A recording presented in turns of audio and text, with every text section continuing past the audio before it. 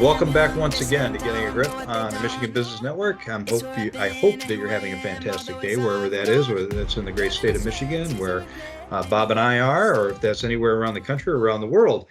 Bob, this has been a fantastic conversation so far, and we've been talking about your book on Scatter the Chatter and this concept of iMatter, which you and your wife, developed and built as kind of your personal operating system. And the concept that sticks out to me that I want to dive into further is this idea of taking care of your own self first. You called it a bit selfish, but the analogy really is like on the airplane, right? Put your own oxygen mask on first so that you can help others. Right.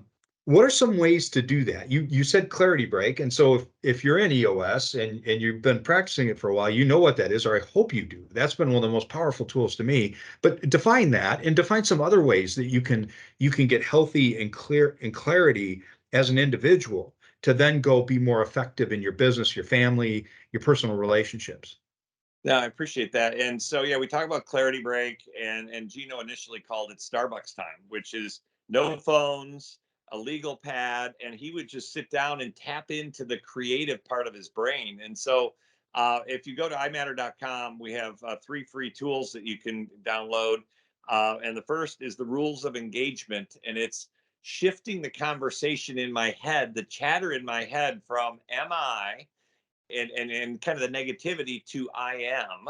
And I can explain more about that. But it's the key thing is also then the Take Five check-in, the iMatter Take Five check-in is a tool I use for my clarity break. So I do 2 clarity breaks a week. One is Monday morning, and that's my regular ritual where I've created a safe space to hear myself think and to feel. And I ask myself the 8 questions from the Take Five check-in. There's 8 questions, the why behind it, and the next step.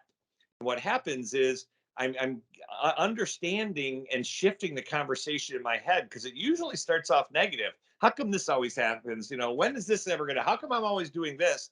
To slowing down, realizing there's a conversation there, being a part of that conversation and shifting it. And so as you go through the 8 questions and answer it, it's also learning about the why.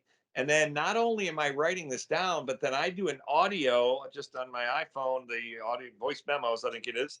And then I read my answers, and then I send that to my leadership team, to a few clients, to my wife.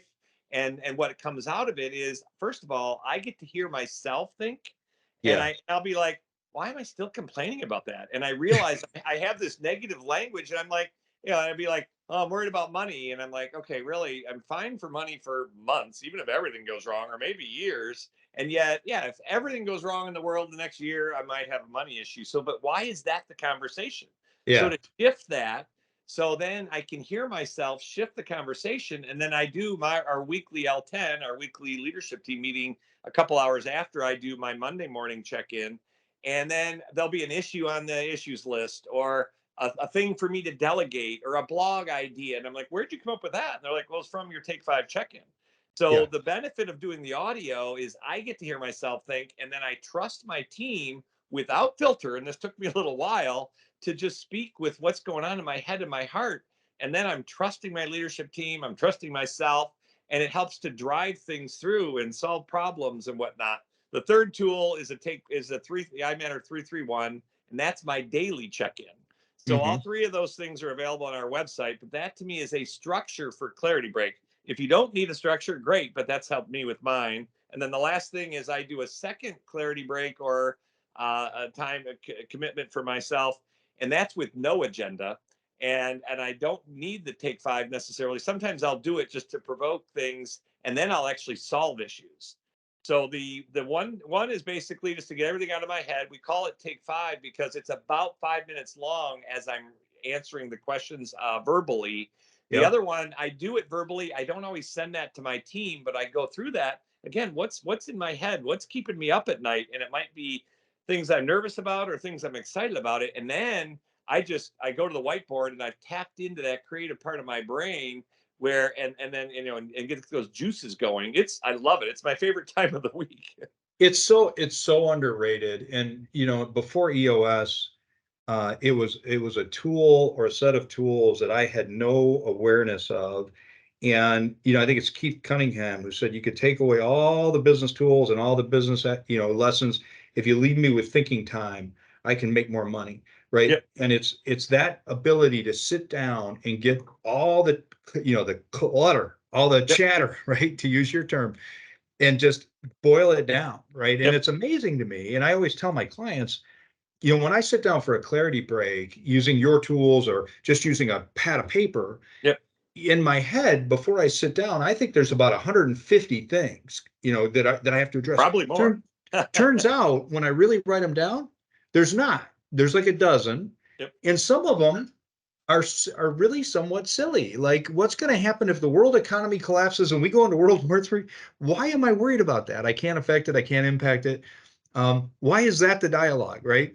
And then getting really focused on the things I can change, the things that I can have an impact on, or talk to somebody about. Sometimes I don't know the answer, but having the I love it that you send it unfiltered, having the bravery, the courage to say, here it is. Here's Yep. the issue, right? What do you think? Right. And, so that's powerful stuff. Every anger, fear, and frustration is a learning opportunity. It's not always a joy, but when something's there, it's like something to solve, and there's a breakthrough there. And stress and fear is the same in our brains if it's something little or something big, but it's occupying a lot of my brain. Yeah. So one time I was like, okay, something's bugging me. And I was like, okay, my marriage is good, the business is good. I'm like, what's bugging me? It's like, oh, my son didn't make the right switch in fantasy football for the quarterback, and he lost that week. And he doesn't even care. Yeah. And I was kind of like, damn it, why didn't he play that? And so when I realized that was really the only thing in my head, I'm like, okay, I don't care. Now, a lot of times it is something real. Yeah. And like you said, it's something that I can't do anything about. So I'm going to let it go. Or it is something I can do something about. So the frustrating thing is there's going to be more stress and more frustrations, but I'm learning to flip those faster, and to either solve them or to let them go faster. Yeah, and address them. That, being intentional. That's great. We are out of time again. This conversation is fantastic. We're gonna hope you're enjoying it, and I hope you stay with us. We are coming back. We've got more with Coach Bob, so don't go anywhere. We will be right back after the break. Do a double take, see me on fire, see that I can break. Knew I'd be great, knew I would rise through all of the pain.